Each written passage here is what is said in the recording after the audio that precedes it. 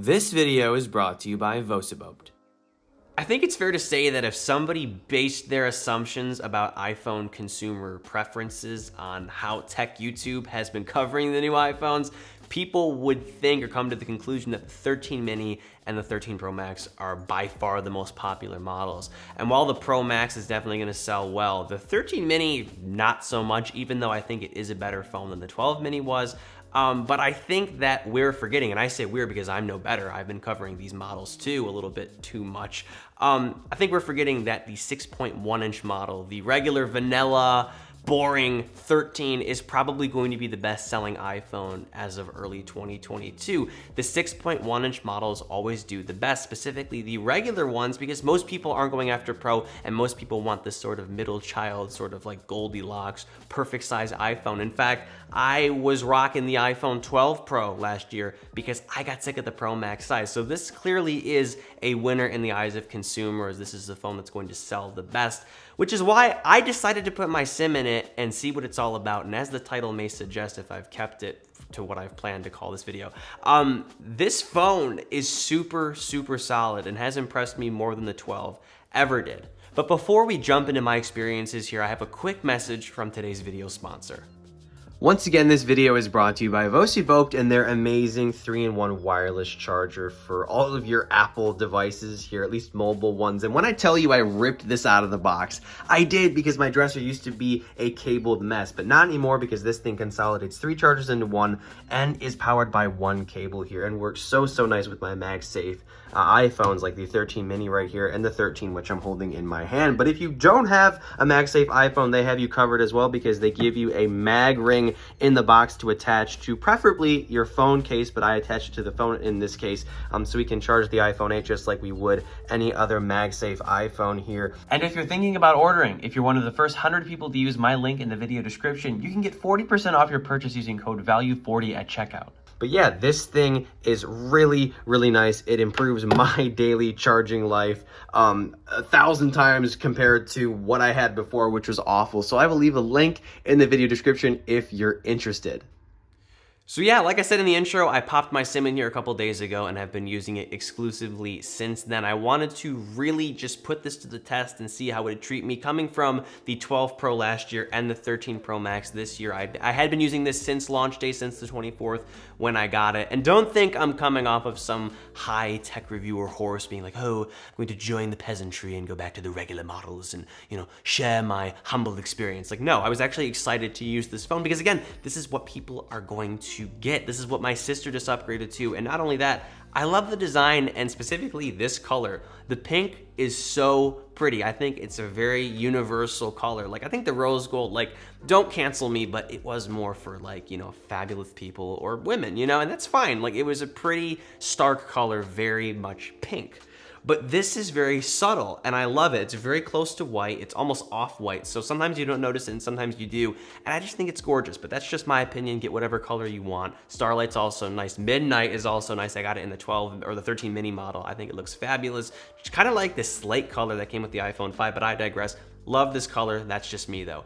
Also, too, this thing is super light. I remembered this with the 12, but I wasn't really impressed with that phone, so I stuck with the 12 Pro, which is more heavy because of stainless steel. And while I love the stainless steel, sometimes it gets a little extra. Sometimes it looks a little too shiny. Sometimes it's a little heavy, especially with the 13 Pro Max model. This is the biggest, thickest, chonkiest iPhone in a while. So using this was very refreshing. It did take a minute to kind of get adjusted to the weight. You know, I felt like I was kind of like zipping this around a little too haphazardly in my hand, but after about a week, I become adjusted to it, and I really do enjoy it. It's also very like light in your pocket. I mean, the mini is nice in your pocket because it's small, but this is nice in your pocket because it's light. So something to consider, honestly. The design of this phone is really nice. Also, too, the notch is smaller, and coming from the 12 Pro, I do notice this. I thought it wasn't going to be a big deal, and I was a little upset that Apple didn't do more with the display. but this smaller notch, especially on the mini, but even here, looks really nice. And even though they didn't put the battery percentage on the display here, which they should, I'm still really liking the way this looks. I also like how the earpiece is up here now. So yeah, this phone is more refined. It's not revolutionary, it's not completely different, but it's based off of a really great design. They've also adjusted the button placement as well. It's a little lower this year, so it's a little easier to toggle with your fingers. But yeah, overall, I love the look and feel of this phone, even with the glossy back. I do like me some matte glass, but this has been really nice, especially again, in this very lovely pink color.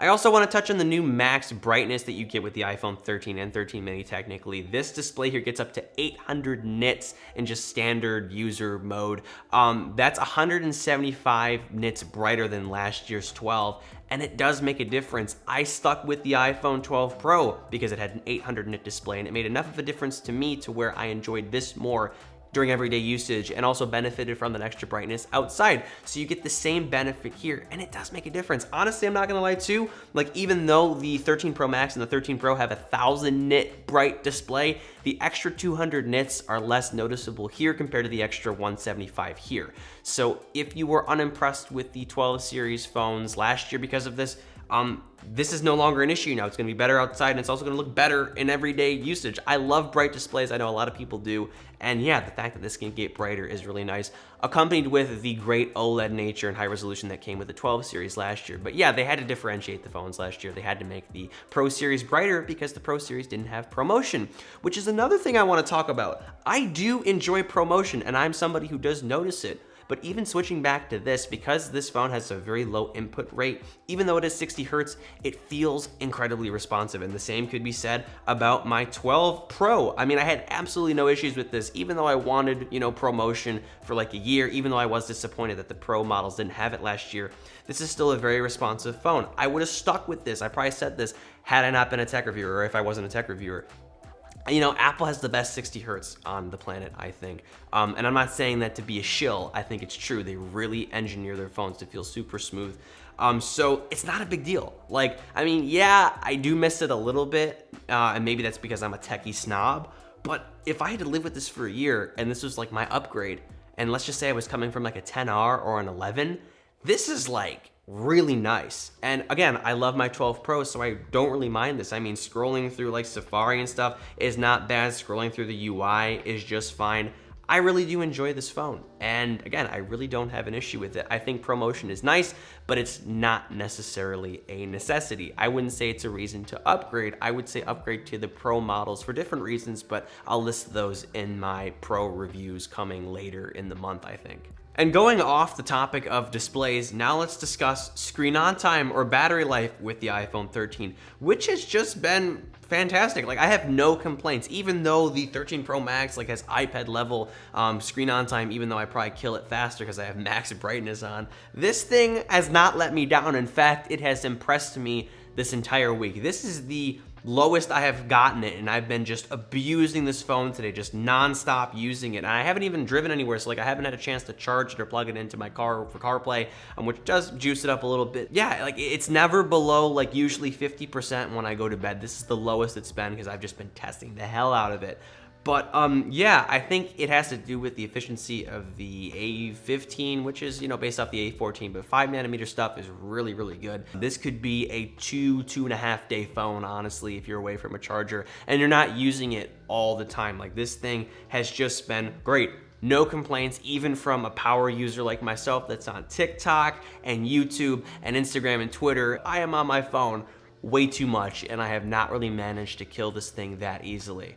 And with discussing battery performance, now let's discuss performance, which is honestly not that deep because most consumers are not gonna appreciate the A15, and that's okay. They don't have to appreciate it right now and how capable it is because it's going to get them through the years and several updates, because unlike tech reviewers like me, most people keep their phones for at a minimum 2 years and at a maximum 5 years. So this phone is going to offer users a lot of longevity, which is great, but nonetheless, even the reject version of the A15 with one less GPU core pushes iOS really, really nicely. And also too, something to keep in mind, if you are considering the 13 Pro for gaming and you're like, oh, the extra GPU core is important.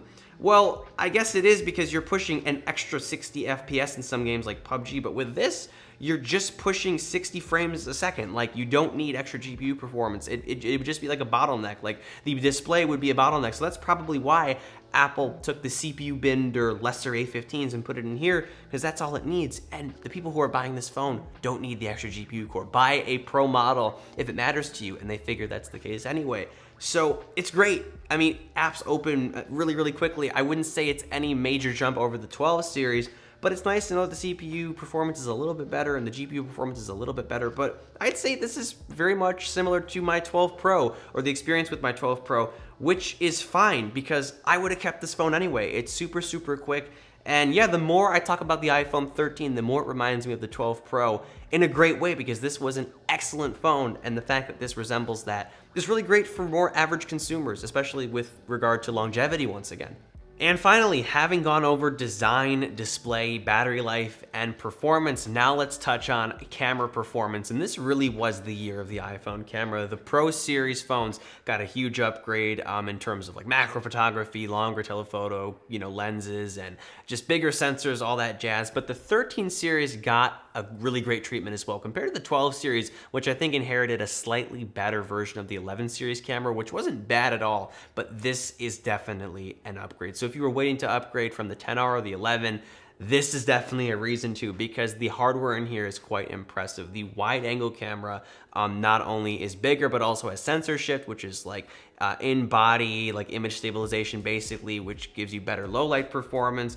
And also too, this sensor and lens, I believe, let in more light. Like, look at the natural bokeh coming out of this camera just for photography right here. It's just crazy. I was taking a video with my 13 mini, which has the same camera setup, of me playing the piano, and the natural bokeh from that just blew my mind. Like, even though you can tell it's still smartphone video, it just has like a more mirrorless quality to it. Like, we're getting closer and closer to like replacing our cameras, which is kind of scary. But yeah, like the photo and video quality here is just phenomenal. It's more than enough for the typical consumer who really just pulls out the phone just to point and shoot. And this phone does exactly that very, very well. I mean, like, you don't necessarily need a telephoto to do that. And while I enjoy the 3x zoom with the iPhone 13 Pro and the 2x zoom that I had with the iPhone 12 Pro, could I live with this camera?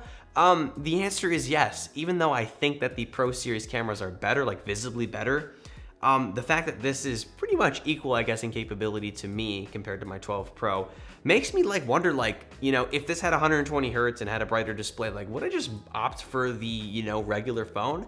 And maybe in the future I will. Maybe I will end up using the regular series phone if it does everything I need it to do. Like, we're getting to the point where like we've reached peak iPhone, like I said, like the 12 Pro for me, like that was that phone. Like, I was super happy with this, and I would have been for another year or two had I not been, or if I wasn't a tech reviewer. So this phone continues to resemble that for me. And I really enjoy that. We're getting to the point where regular phones, like the non-Pro series, is pretty pro, I will say, with cinematic mode, with this, natural depth of field, with these cameras, with the display being brighter, and with the notch being smaller too. Like, this feels like a very premium smartphone for the price. Like, I feel like it's a better value than the Pro series, honestly, because most people aren't taking advantage of a higher refresh rate, of macro photography. I mean, and if you want to, go ahead. Like, they're nice features. They are definitely noticeable. They add value. But for most people, this phone is, I'd even say, overkill, which is why this title probably says super, super solid.